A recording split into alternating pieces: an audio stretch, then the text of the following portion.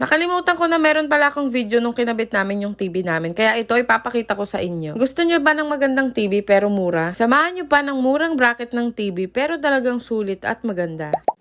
Hi everyone! Last year nga ay nakabili nga kami ng TV. Sobrang mura na niya tapos ang laki pa niya. Ito nga pala yung Xiaomi 8 Pro. 43 inches na siya tapos 16,990 lang namin siyang nakuha. Google TV and Smart TV nga pala siya. Tapos yung audio niya Dolby kaya sobrang ganda ng sounds niya. Ito pala yung bracket na sinasabi ko sa inyo. Hindi siya kasama nung bumili kami ng TV. Kasi stand lang yung kasama ng TV. Kaya separate yung bili namin itong bracket. Very durable, sturdy, napakamura. Serves its purpose. Hindi mo na kailangan bumili sa mall kasi halos parehas lang sila ng quality. Tapos napakamura pa niya. Worth it yung money nyo dito kaya wag kayong mag-alala. 43 inches pala yung TV namin tapos kayang-kaya niya. Yan palang black na nakikita nyong nakakabit sa wall. Bracket yan ng TV namin dati. Kaso mas malaki kasi yung inches ng TV na nabili ngayon. Kaya papalitan namin siya ng perfect sa kanya. At nag-start na ngang mag-drill ang kuya mo. Pagkatapos nga niyang mag-drill ay nag-tornilyo na siya dyan sa pader na yan. Fast forward ko na. Tagal kasi pag hindi baka tulugan nyo na ako.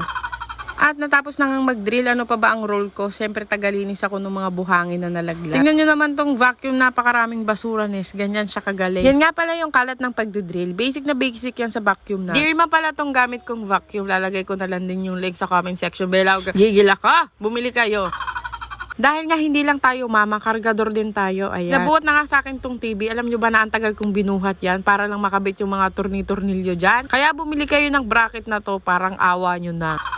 Sa sobrang professional ko nga, hindi na ako gumalaw dyan. Saglit lang at natapos din agad. Ganun dapat. Ngayong tapos na nga nating ikabit tong TV, ipapakita ko naman sa inyo yung bracket na sinasabi ko, okay? At eto na nga yun, wala talaga akong masabi. Slow clap tayo dyan. Very nice, very nice.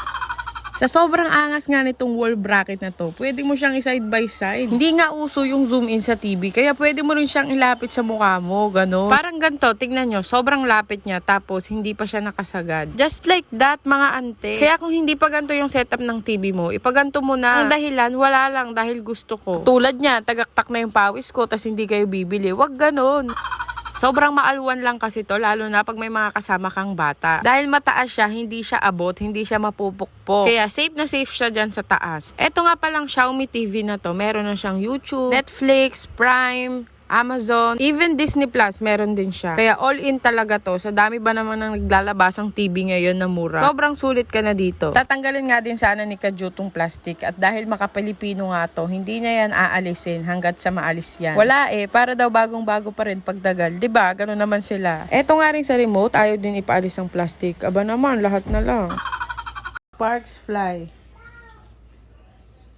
Meron din nga pala tong voice control. Kaya kung tamad ka, bagay na bagay sa'yo to. Pinagaanan nito ang buhay mo, kaya wag kang paano-ano dyan.